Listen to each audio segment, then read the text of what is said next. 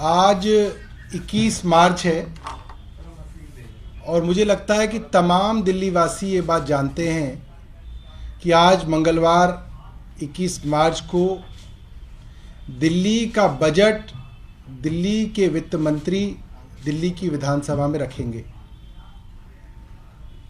हर वर्ष जो बजट का दिन होता है,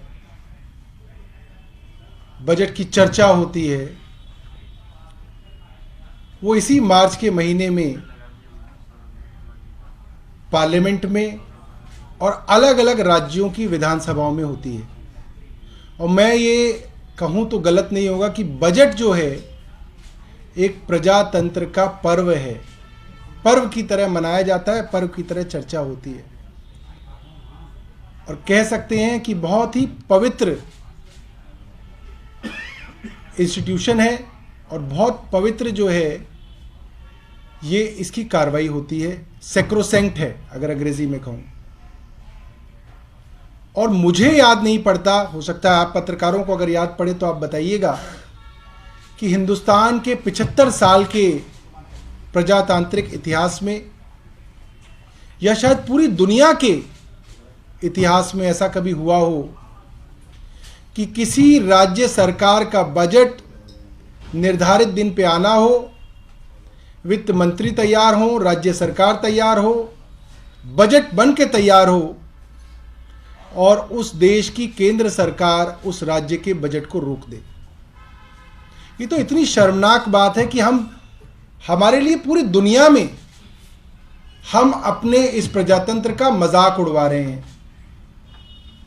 हम G20 में अलग अलग देशों के लोगों को यहां बुला रहे हैं, लोग कई महीनों से यहां पे आ रहे हैं। कभी इटली से कोई होता है, कभी जापान से कोई होता है। वो अखबार देखता होगा तो क्या समझता होगा कि इस देश की केंद्र सरकार, प्रधानमंत्री जी एक छोटे से राज्य के बजट को रोक रहे हैं, तो बहुत शर्म की बात है। एक लोकनायक जयप्रकाश हॉस्पिटल के अंदर स्ट्रेचर खींचने वाला एक वार्ड बॉय सोच रहा होगा कि इस देश की केंद्र सरकार मेरी तनख्वाह रोक रही है। आपके घर के बाहर झाड़ू लगाने वाला या झाड़ू लगाने वाली वो सफाई कर्मचारी सोच रही होगी कि पता नहीं अब तनख्वाह मिलेगी नहीं मिलेगी। केंद्र सरकार ने दिल्ली का बजट रोक दिया। एक स्कूल में पढ़ाने वाला अध्यापक, एक गेस्ट टीचर, वो क्या सोचेंगे इस देश के बारे में और क्या सोचेंगे इस पूरी की पूरी केंद्र की व्यवस्था के बारे में कि इन्होंने उनकी तनख्वाहें रोक दी। क्या कारण है? अजीब सी बात बताते हैं। खबरें प्लांट करते हैं। अरे आइए ना, स्टेटमेंट दीजिए ना। क्यों नहीं देश के प्रधानमंत्री स्टेटमेंट दे देते?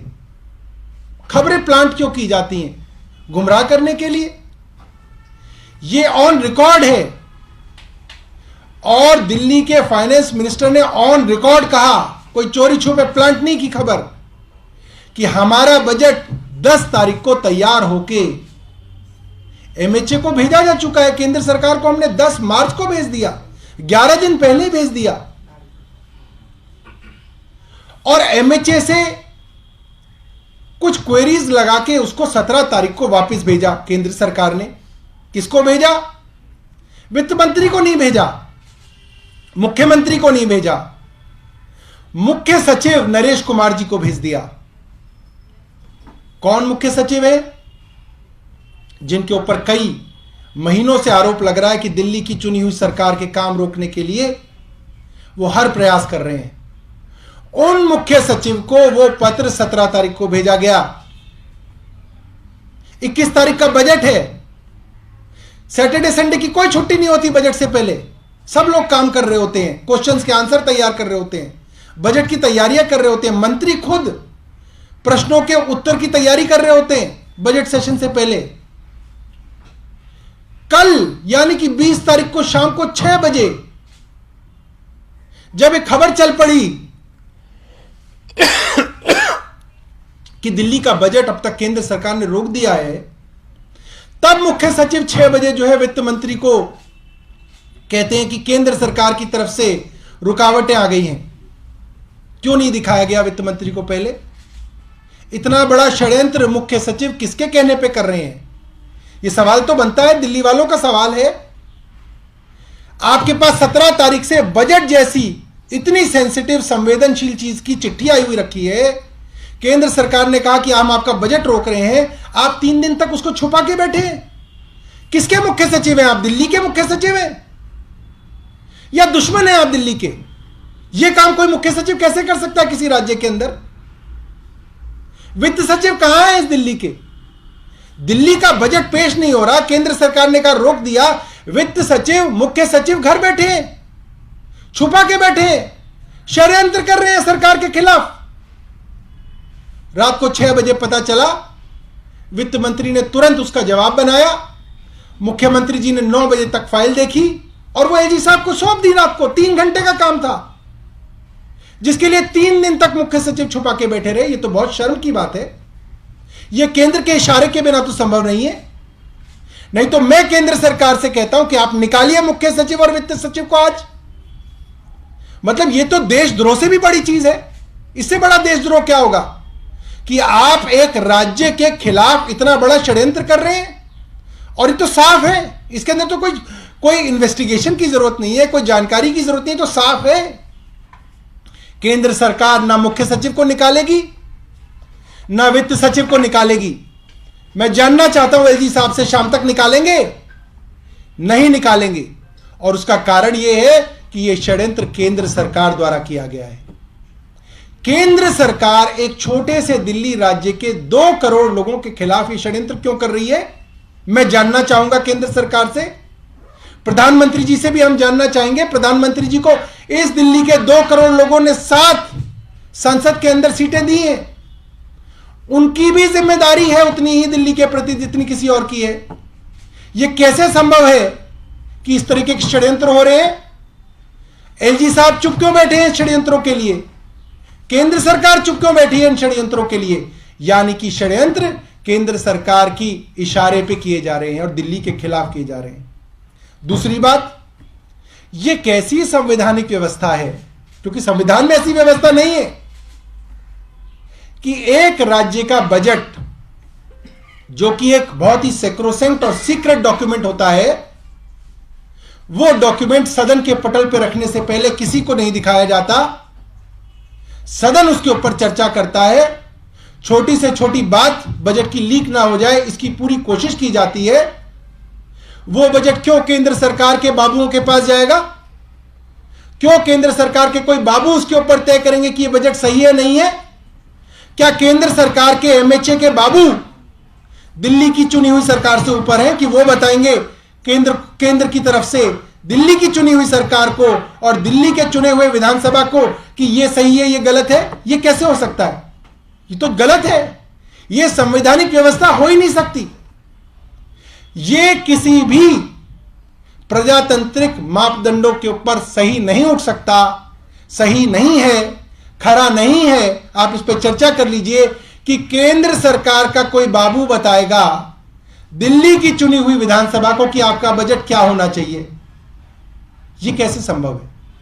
एक अप्रजातांत्रिक और एक असंवैधानिक व्यवस्था दिल्ली के ऊपर थोपी जा रही है, जो कि गैर कानूनी है और गैर संवैधानिक है।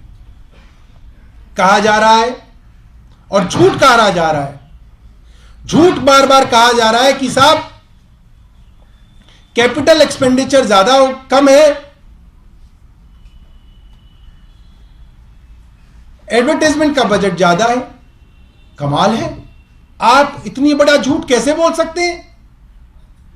20,000 करोड़ से ज्यादा का कैपिटल एक्सपेंडिचर है दिल्ली के बजट में, और जो एडवर्टाइजमेंट का बजट है वो पिछले साल भी उतना ही था जो इतना इतने साल है, करीब 500 करोड़ रुपए है।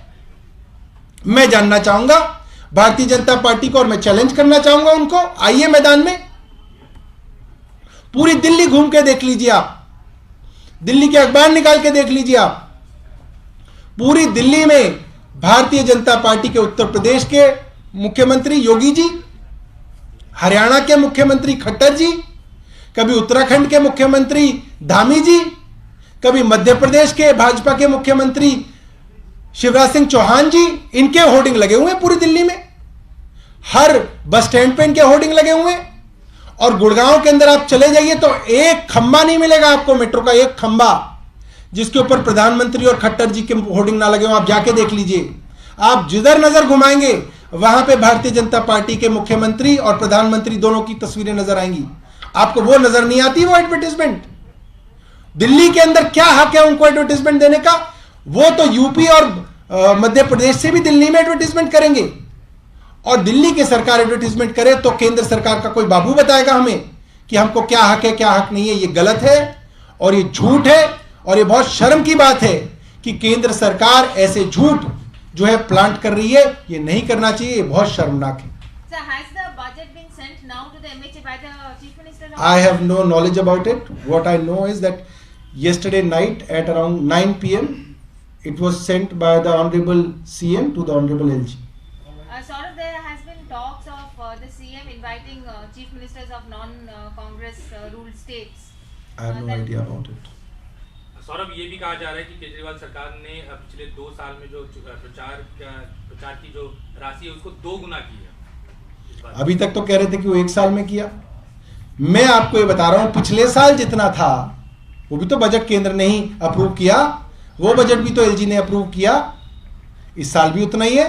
जो बार बार कहा जा रहा था कि बढ़ गया, कहां बढ़ गया? झूठ बोला जा रहा है।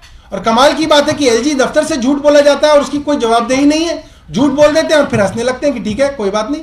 सौरभ, ये जो आप कह रहे हैं कि फाइल भेजी गई कल रात को 9 बजे, तो अब ये माना जाए कि दिल्ली सरकार की तरफ से कोई और औपचारिकता नहीं करनी है, फाइल भेज दी गई है एलजी को। दिल्ली सरकार की तरफ से 10 तारीख को सारी औपचारिकता पूरी हो चुकी थी। 10 तारीख को, उसके बाद कुछ नहीं बचा था। ये सारा का सारा जो षड्यंत्र है ये केंद्र सरकार रच रही है और षड्यंत्रों की कोई सीमा कोई ना है। वो फिर कोई नया षड्यंत्र रच सकते हैं।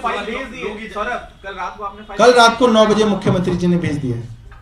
लोग ये जरूर जानना चाहेंगे कि इसमें केंद्र सरकार का वो नहीं दिख रहा है, क्योंकि सीएस पे भी अगर आप आरोप लगा रहे हैं तो वो तो दिल्ली सरकार के ही सीएस हैं, प्रिंसिपल सेक्रेटरी फाइनेंस भी दिल्ली सरकार के ही हैं। यानी कि अगर कहीं गड़बड़ी हुई है तो दिल्ली सरकार में ही अंदर में गड़बड़ी हुई है। तो दिल्ली सरकार के मुख्य सचिव हों या वित्त सचिव हों, ये सब केंद्र सरकार द्वारा लगाए जाते हैं, केंद्र सरकार द्वारा हटाए जाते हैं। केंद्र सरकार ही इनके ऊपर कार्रवाई कर सकती है।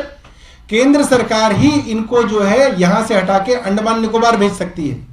ये दिल्ली सरकार के हाथ में नहीं है। ये सारे अफसर, कौन अफसर क्या काम करेगा, अच्छा करेगा बुरा करेगा, सब केंद्र सरकार और एलजी जो है इसको देखते हैं। इसीलिए केंद्र सरकार के इशारे पे पूरा का पूरा काम होता है। इसीलिए सुप्रीम कोर्ट के अंदर जो सर्विसेज का मैटर है वो लंबित है, क्योंकि सुप्रीम कोर्ट के अंदर दिल्ली की चुनी हुई सरकार गई है कि साहब आप ये बताइए कि अगर अफसर लगाया केंद्र सरकार द्वारा जाएगा, हटाया केंद्र सरकार द्वारा जाएगा, ट्रांसफर उसका केंद्र सरकार करेगी, तो वो वही करेगा जो केंद्र सरकार कहेगी। अगर आज कोई अफसर केंद्र सरकार की बात नहीं मानेगा तो उसको हटा के गोवा भेज देंगे, उसको हटा के अंडमान निकोबार भेज देंगे, उसको बंगाल की खाड़ी में भी भेज सकते हैं वो लोग। हम तो नहीं कर सकते ये। इसीलिए सारा का सारा मामला सुप्रीम कोर्ट में ये है कि इन अफसरों की ट्रांसफर, पोस्टिंग और इनको जो काम, कौन काम क्या करेगा, और अगर कोई काम गलत काम करता है तो उसके ऊपर कार्रवाई, इसका अधिकार दिल्ली की चुनी हुई सरकार को होना चाहिए। और मुझे लगता है कि आज का ये जो उदाहरण है, ये मुझे लगता है सबसे बड़ा उदाहरण है सुप्रीम कोर्ट के लिए भी, कि किस तरीके से दिल्ली सरकार के अफसर केंद्र और एलजी साहब के कहने पर दिल्ली के खिलाफ काम कर रहे हैं। एक सवाल ये जरूर उठ रहा है कि कल जिस तरह से आप लोग जवाब दे रहे थे और सामने से सोर्सेस से बजट को लेके जवाब आ रहा था, आपने कहा बजट की डिटेल सैक्रोसेंट है, तो ब्रीच ऑफ प्रिविलेज नहीं हुआ, ये आपको नहीं लगता है? डेटा जिस तरह से दोनों साइड से शेयर किया गया है। देखिए, झूठ की जो कैरेक्टरिस्टिक है वो ये है कि जब आमने सामने की लड़ाई हो, दूसरा आदमी सोर्सेस के पीछे छिपा हो, तो वो आदमी झूठ बोल रहा है। केंद्र सरकार और एलजी के दफ्तर से सारी खबरें सोर्सेस के हवाले से क्यों आ रही हैं? सोर्सेस का क्या मतलब है? मतलब यह है कि उसकी जवाबदेही कोई नहीं है, आप झूठ बोल दो और सोर्स पे डाल दो।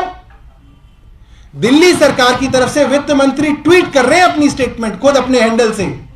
मुख्यमंत्री अपने हैंडल से ट्वीट करके कह रहे हैं कि यह सच्चाई है। एलजी साहब अपने हैंडल से कुछ नहीं कह रहे, ना केंद्र सरकार की तरफ से कुछ कहा जा रहा। सोर्स के नाम से झूठ जो है फैलाया जा रहा है, प्रोपेगेंडा किया जा रहा है। ये एलजी साहब के दफ्तर को शोभा नहीं देता और ये ब्रीच ऑफ प्रिविलेज है। एलजी साहब के दफ्तर से ब्रीच ऑफ प्रिविलेज हो रहा है और लगातार हो रहा है। सौरभ, ये जो कल जवाब भेजा गया है, क्या इसमें आपने कोई बदलाव किया है या फिर आप लोग अपनी बात पे अड़े हुए हैं कि जो हमने प्रस्ताव तैयार किया था वही सही? वही तो बात है। ये प्रस्ताव क्या आया क्या गया ये सीक्रेट है, ये सैक्रोसेंट है, ये बहुत पवित्र है। इसको यहां पे डिस्कस नहीं किया जा सकता। जो एलजी साहब और केंद्र सरकार कर रहे हैं, ये शर्मनाक है कि वो ये कर रहे हैं। आज बजट पेश नहीं होगा।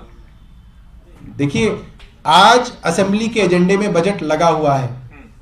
वो जो है बिजनेस एडवाइजरी कमेटी उसको डिसाइड करती है। वो जो एजेंडा लगा हुआ है वो बदला नहीं जा सकता। वो एजेंडा तो लगेगा, वित्त मंत्री खड़े होंगे और हाउस चाहेगा कि वो बजट पेश करें। इन कामों पे असर पड़ जाएगा तो इनका अप्रूवल नहीं मिलता है, लेट भी होती है। भाई सब चीजों पे ही फर्क पड़ जाएगा। ना अस्पतालों के अंदर डॉक्टरों के पास तनख्वाह होगी, ना दवाइयों के लिए जो कॉन्ट्रैक्ट में जो दवाइयां मिलती हैं, जो टेंडर होते हैं उनको दवाइयों के पैसे दिए जाएंगे। जो मुफ्त के अंदर टेस्ट जो है प्राइवेट लैब में किए जाते हैं उसका पैसा रुक जाएगा। महिलाओं को जो मुफ्त यात्रा मिलती है बस के अंदर वो रुक जाएगा। आपको जो सब्सिडी मिलती है वो रुक जाएगी। आपको जो पानी में 20,000 लीटर मिलते हैं फ्री वो रुक जाएंगे। सब कुछ रुक जाएगा। पूरी दिल्ली सरकार का एक एक वेलफेयर का काम जिसके ऊपर गरीब आदमी आश्रित है, जिसकी तनख्वाह और उसका पूरा घर जो है उससे चलता है, वो सब रुक जाएगा। ये बहुत बहुत गंभीर मामला है।